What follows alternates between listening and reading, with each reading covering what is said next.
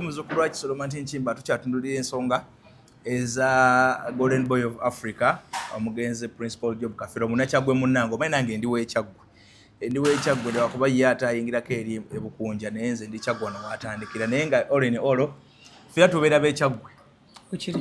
ogamba ki ono omu ku baana 21 abaasuuliddwa ekyuma abaasuuliddwa omusaayi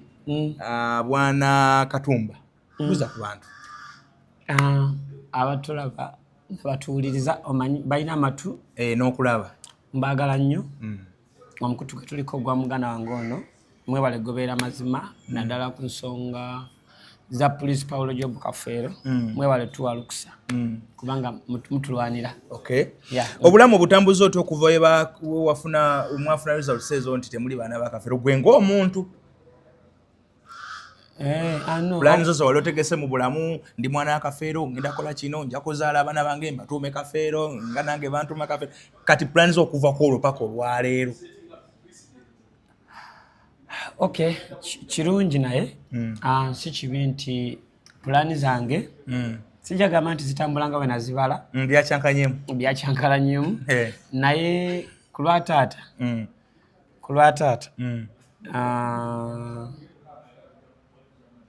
tewali buzibu zitambula bulungi bisigalenga bwe biri bijja kyukamu kubanga abaana bamu tetwakkirizaganyiza na bino ebyavudde mu DNA era pulani zange zakyusemu kuba pulani zange zabaddewo eziti nti bamala okunangira nti Elvick Katumba Trinity oli mwana wa Kafero enda kukwatagana ne baganda bange abavuddeyo nti baana ba Kafero tudabirize ennyumba ye tukola amalaalo gagabere malungi osinga kaago Mr. Balamu ge yazimbye tukole n'ebintu ebirala bingi so kyankubye enkucwe era kyanewunyisiza nnyo okulaba nga sabadde omu ku baana ba Police Paulo Job Kafero nekibanga tekitambuza bulungi birowoozo byange naye era tekiŋŋaana kutambuza bulamu bebalenye lwaki oli omu kubatakkiririza ng'ate mwasayininga mwakola oath nti tujja kukkaanya n'ebyo n'ebinaavaamu lwaki ate oluvannyuma muvayo ne mugamba kiki owakanya process ate alina mbulukufu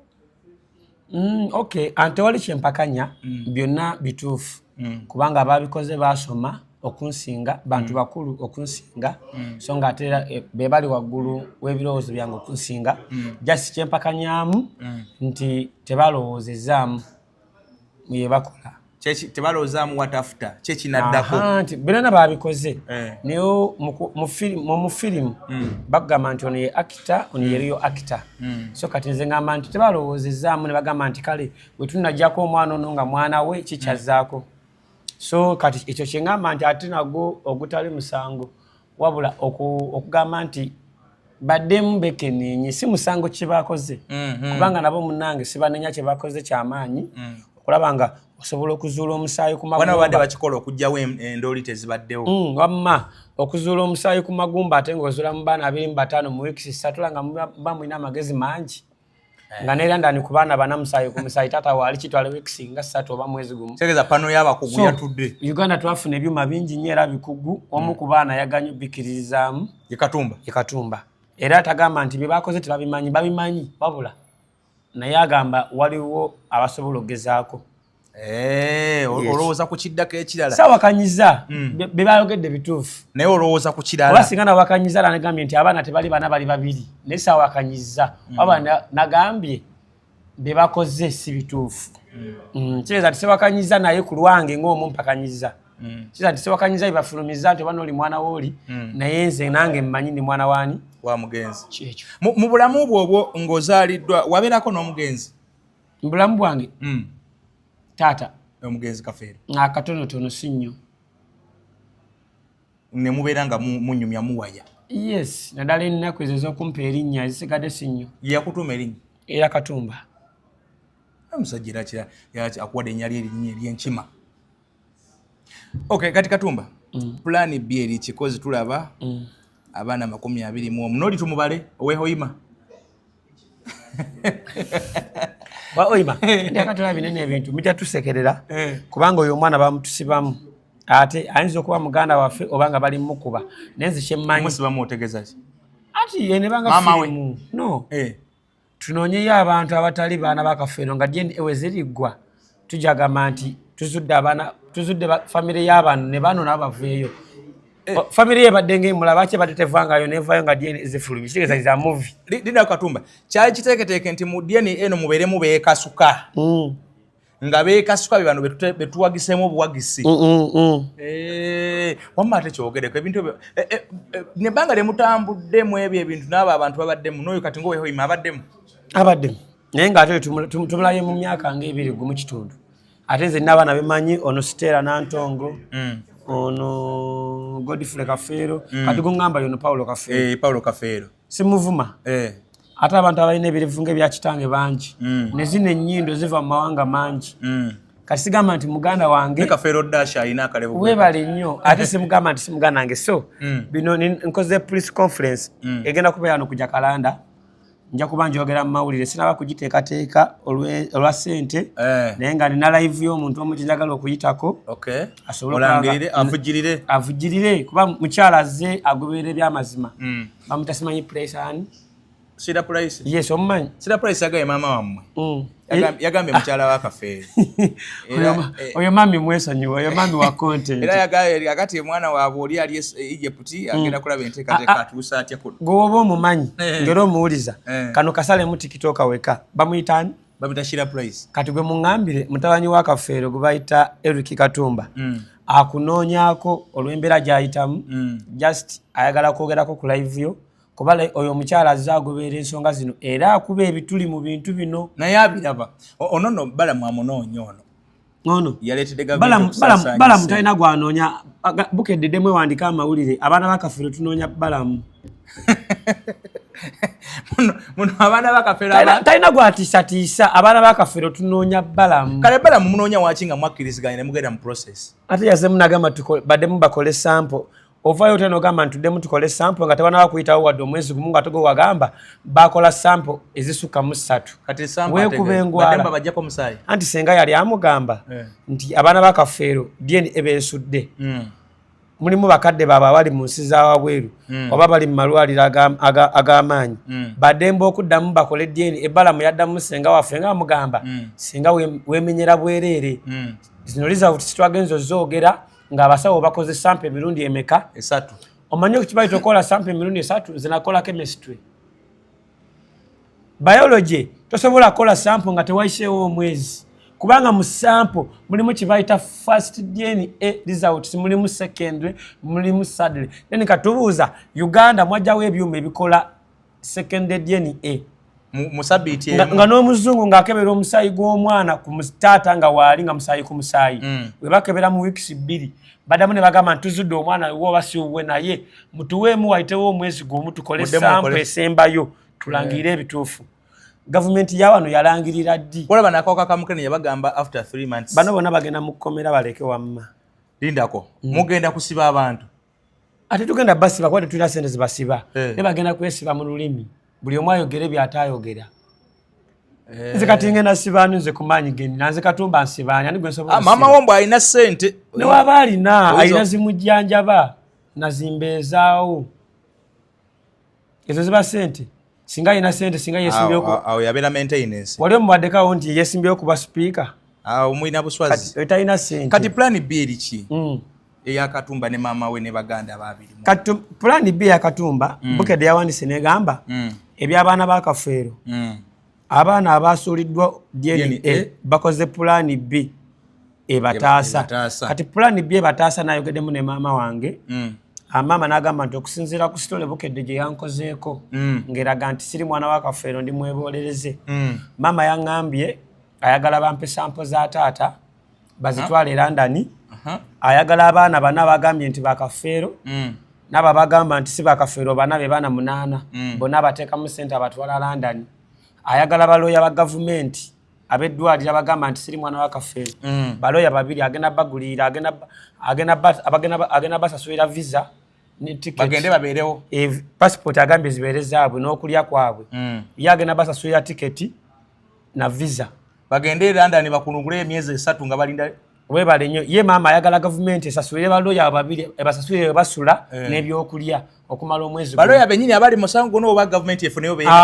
abali mu guno bayiddeyo twagala baddokita abalangiri abalina blood sample yange nti siri mwana wa Kafeero kubanga nze banzigyeko liza kuti siri mwana wani wa Kafeero ne tebankoledde ebintu bingi n'ekiwandiiko bakimpa banzijjako DNA lwaki tebampadde kimpa nti siri mwana wa Kafeero waliwo buno batera okusoma simanyi patterns ebisigadde ngenda kola police conference sagala kwogera bingi tuddawa kubanga tibano wenjogera kati bankoze police conference ati sagala kola police conference just okonyeko bukonyi tugende ku kirala ate nawuddeko mbu ogenda kuwabira Bukedde Bukedde tusobola giwaabira Bukedde ne weekola ensobi ife abagikozesa ensobi ife abagiwa amazima ani omwana wa Bukedde yakuswaza naddala mukati neyewogoma yanswaza yampandikako amawulire ge saayagala bamaze okulangirirawo mbusiri mwana wa Kafeero nzize mmanyi mwana wa Kafeero nfulumye wabweru mama wange abeera wabweru tetwogerera ku masimu ninomuweereza message ninogenda ku email oba ku X typinge ndyawo ndowooza mama mugambe ntya nga answadde naye abiraba aswadde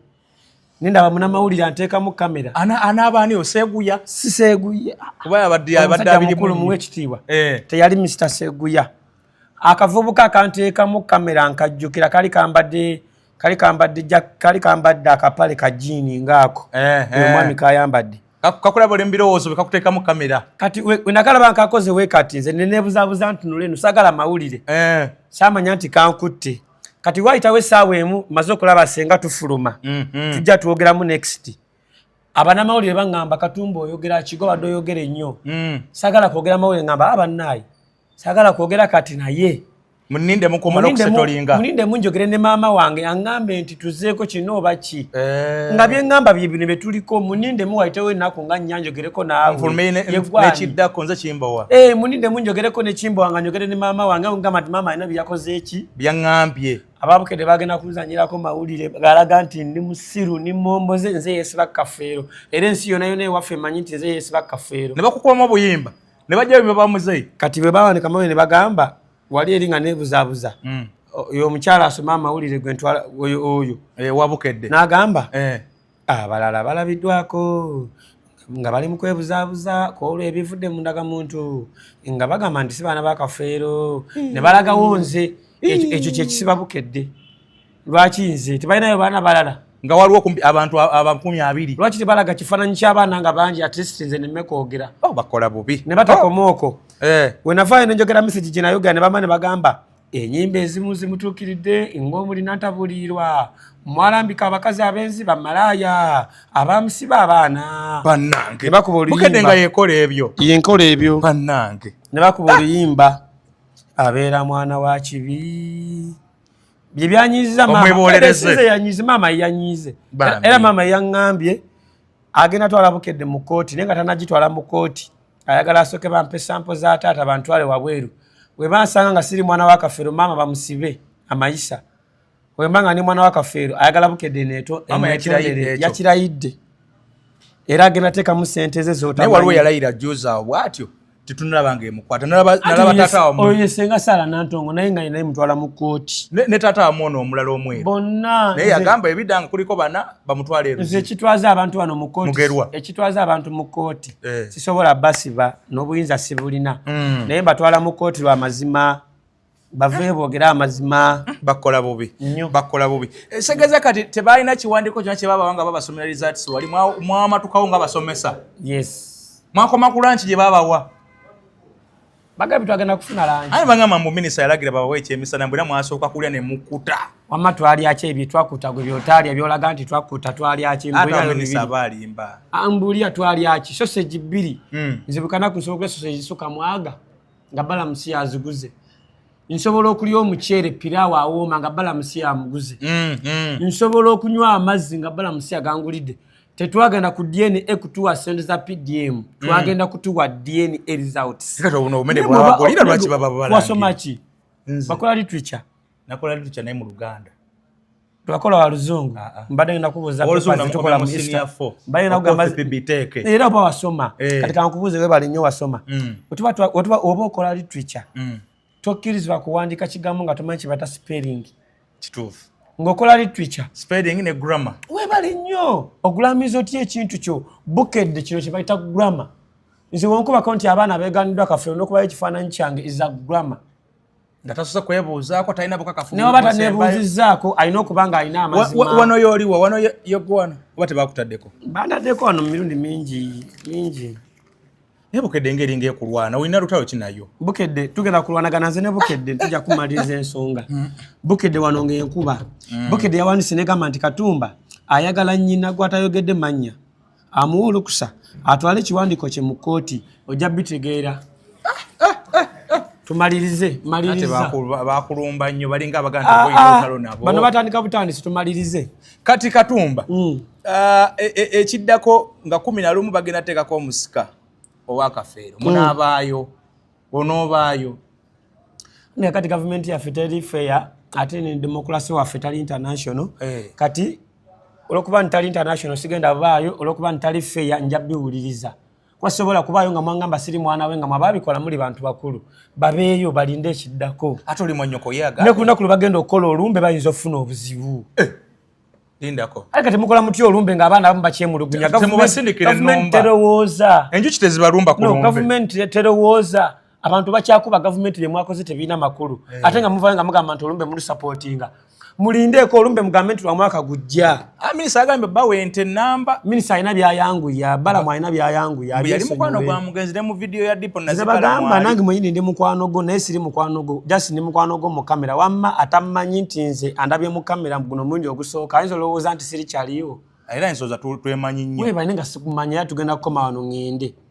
sirina nambayo tolina namba yange naye nga tetwogedde byamakulu bwekiri ekyo bwebulamu bwe butyo so olumbe togenda baayo naye mwannyoko oli omulala ye olumbe omusika wamponyeka gwake ajja kubaawo sisitera wekinaba kiganye mbu buli kimu aga tunagenda mu buwangwa kuba amateeka gugaganye tunagenda mu 13 ntogana abakulu okay kati awo kyenyiza okola ku lwa sitera njafunayo takisi nga 4 ntwale abavuka bamukuume wabayinza omukolako efujja ate sisita wange nyamufunayo takisi nga 4 ŋŋendayo tumukuume jasi mukuma naye sigamba mbu ŋŋendayo olwokuba nina amakulu kubanga siri mwana waayo nkyalwana kuba mwana ne gavumenti tenaba kukkiriza lukusa lwaffe batufuula abaana ate ekoze olumbe tugende ku kirala kati ono omukyala bisirikirwa mamaamu bisirikirwa ngenda mwogerako mu conference mwogeddeko mu interview ewedde